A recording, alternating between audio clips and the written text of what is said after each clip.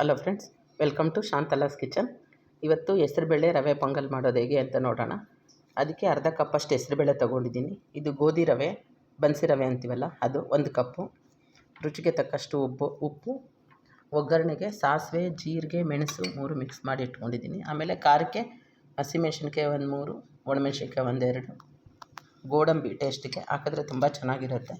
ಒಗ್ಗರಣೆಗೆ ತುಪ್ಪದಲ್ಲೇ ಒಗ್ಗರಣೆ ಹಾಕಿ ಇಂಗು ಸ್ವಲ್ಪ. ಫಸ್ಟು ಹೆಸರುಬೇಳೆ ಹುರ್ಕೋಬೇಕು, ಡ್ರೈ ಆಗಿ. ರವೆ ಕೂಡ ಹುರ್ಕೋಬೇಕು. ಹೆಸರುಬೇಳೆನ ಕುಕ್ಕರಲ್ಲಿ 1-2 ವಿಜಿಲ್ ಹಾಕ್ಸಿ ಚೆನ್ನಾಗಿ ಮೆತ್ತಗಾಗೋ ಹಂಗೆ ಹುರ್ಕೊಂಡು ಆಮೇಲೆ ರವೆನ ಆ್ಯಡ್ ಮಾಡಬೇಕು. 1ಕ್ಕೆ 4 ನೀರು ಹಾಕಬೇಕು ರವೆಗೆ. ಆವಾಗ ಮೆತ್ತಗೆ ಚೆನ್ನಾಗಿ ಬರುತ್ತೆ, ಒಳ್ಳೆ ಹೋಟ್ಲಲ್ಲಿದ್ದಂಗೆ. ತುಂಬ ಹೆಲ್ತಿ ಕೂಡ ಇದು. ಗೋಧಿ ರವೆಯಲ್ಲಿ ಮಾಡೋದ್ರಿಂದ ಗೋಧಿ ನುಚ್ಚಲ್ಲೂ ಮಾಡ್ಬೋದು, ಗೋಧಿ ರವೆಯಲ್ಲೂ ತುಂಬ ಚೆನ್ನಾಗಿರುತ್ತೆ. ಈಸಿ, ಡೈಜೆಷನ್ ಕೂಡ ಈಸಿ. ಏಜ್ ಆಗಿರೋರಿಗೂ ಮಕ್ಳಿಗೂ ಎಲ್ಲ ತುಂಬ ಚೆನ್ನಾಗಿ ಇರುತ್ತೆ. ಇವಾಗ ಫಸ್ಟ್ ಇವೆರಡನ್ನೂ ಡ್ರೈ ಆಗಿ ಹುರ್ಕೊಳ್ಳೋಣ. ಬಾಣಲೆ ಬಿಸಿ ಹಾಕ್ತೀನಿ. ಹೆಸರುಬೇಳೆ ಕೆಂಪು ಹುರ್ಕೊಳ್ಳಿ, ಕಪ್ಪು ಆಗಬಾರ್ದು. ಇದೊಂಥರ ಹಸಿ ವಾಸನೆ ಇರುತ್ತೆ, ಹಸಿ ವಾಸನೆ ಹೋಗ್ಬೇಕಷ್ಟೆ. ಎಣ್ಣೆಯನ್ನು ಹಾಕೋದು ಬೇಡ, ಎಣ್ಣೆ ತುಪ್ಪ ಹಿಂಗೆ ಡ್ರೈ ಆಗಿ ಫ್ರೈ ಮಾಡ್ಕೊಳ್ಳಿ, ಬೇಗ ಆಗೋಗುತ್ತೆ. ನೋಡಿ, ಹೆಸರುಬೇಳೆ ಈ ಥರ ಕೆಂಪಗಾಗಿದೆ. ಇವಾಗ ತೆಗೆದುಬಿಟ್ಟು ಒಂದು ಪ್ಲೇಟ್ಗೆ ಹಾಕ್ಕೊಳ್ಳೋಣ. ರವೆ ಕೂಡ ಇದೇ ಬಾಣಲೆಯಲ್ಲಿ ಹುರ್ಕೊಳ್ಳೋಣ.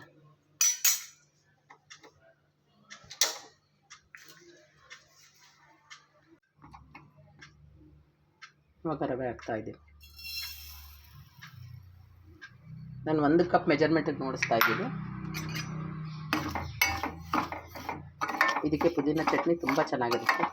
ಹಸಿ ಕೊಬ್ಬರಿ, ಪುದೀನ, ಹಸಿಮೆಣ್ಸಿನ್ಕಾಯಿ. ಪುದೀನ ಹಸಿಮೆಣ್ಸಿನ್ಕಾಯಿನ ಹುರ್ಕೊಂಡ್ಬಿಟ್ಟು ಕೊಬ್ಬರಿ ಜೊತೆ ರುಬ್ಕೊಳೋದು. ಇಲ್ಲಾಂದರೆ ಮೆಣಸಿನ್ಕಾಯಿ ಎಲ್ಲ ಒಗ್ಗರಣೆ ಮಾಡಿಕೊಂಡ್ರೆ ಹಾಗೂ ತಿನ್ಬೋದು.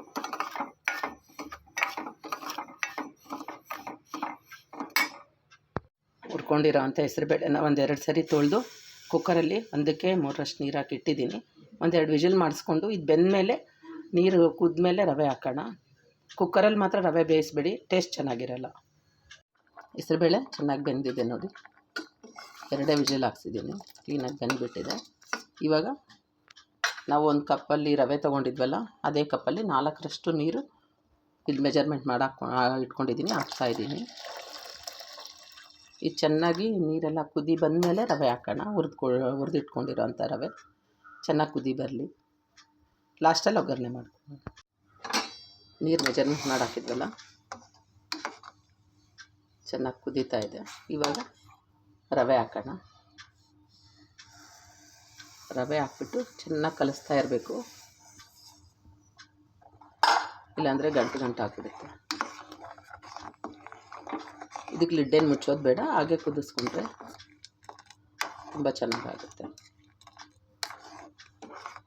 ಇವಾಗ ಕುದಿಯೋವಾಗ ಉಪ್ಪು ಹಾಕ್ಬಿಡೋಣ. ಉಪ್ಪು ರುಚಿಗೆ ತಕ್ಕಷ್ಟು ನೋಡ್ಕೊಂಡು ಹಾಕ್ಕೊಳ್ಳಿ, ಕಮ್ಮಿ ಬಿದ್ದರೆ ಮತ್ತೆ ಆ್ಯಡ್ ಮಾಡ್ಕೋಬೋದು.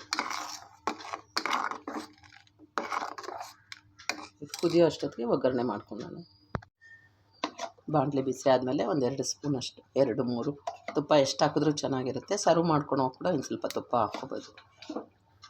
ಪೊಂಗಲ್ಲು, ಉಪ್ಪಿಟ್ಟು, ಕೇಸರಿ ಬಾತ್ಗೆಲ್ಲ ಇದಕ್ಕೆ ತುಪ್ಪ ಎಷ್ಟು ಹಾಕಿದ್ರೆ ಅಷ್ಟು ಚೆನ್ನಾಗಿರುತ್ತೆ. ತುಪ್ಪ ಕಾಯ್ತಿದ್ದಂಗೆ ಸಾಸಿವೆ, ಜೀರಿಗೆ, ಮೆಣಸಿದೆಲ್ಲ ಇದು ಹಾಕ್ಬಿಡೋಣ. ಇದು ಸ್ವಲ್ಪ ಚೆನ್ನಾಗಿ ಫ್ರೈ ಆಗ್ತಿದ್ದಂಗೆ ಹಸಿಮೆಣ್ಸಿನ್ಕಾಯಿ, ಸ್ವಲ್ಪ ಒಣಮೆಣ್ಸಿನ್ಕಾಯಿ. ಇವಾಗ ಗೋಡಂಬಿ,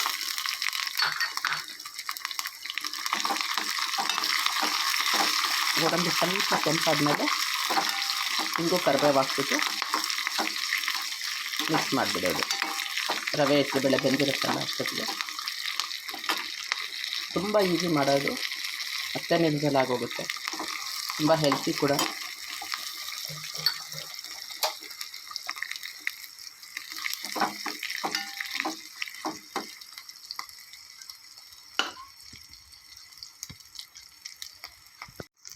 ಗೋಡಂಬಿ ಎಲ್ಲ ಚೆನ್ನಾಗಿ ಫ್ರೈ ಆಗಿದೆ. ಕರಿಬೇವು,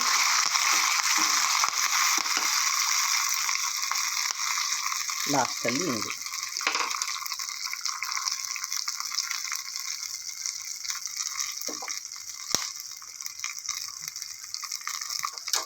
ಸ್ಟವ್ ಆಫ್ ಮಾಡಿಬಿಟ್ಟು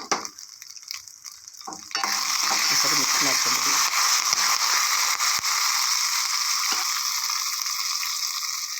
ಇಲ್ಲಿ ರವೆ ಕೂಡ ನೋಡಿ ಸೂಪರಾಗಿ ಬೆಂದೋಗಿದೆ.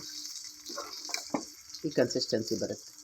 ಇನ್ನೊಂದು 2 ಮಿನಿಟ್ಸ್ ಚೆನ್ನಾಗಿ ಬೆಂದುಬಿಟ್ರೆ ಒಗ್ಗರಣೆ ಮಿಕ್ಸ್ ಮಾಡಿಬಿಟ್ಟು ಸರ್ವ್ ಮಾಡೋದು. ನೋಡಿ ಫ್ರೆಂಡ್ಸ್, ರವೆ ಸೂಪರಾಗಿ ಬೆಂದುಬಿಟ್ಟಿದೆ, ಹೆಸರುಬೇಳೆ ಕೂಡ. ಇವಾಗ ಒಗ್ಗರಣೆ ಮಾಡ್ಕೊಂಡಿದ್ವಲ್ಲ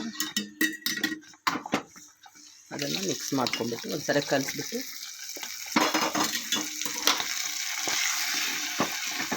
ಸರ್ವಿಂಗ್ ಬೌಲಿಗೆ ತಗೊಂಡು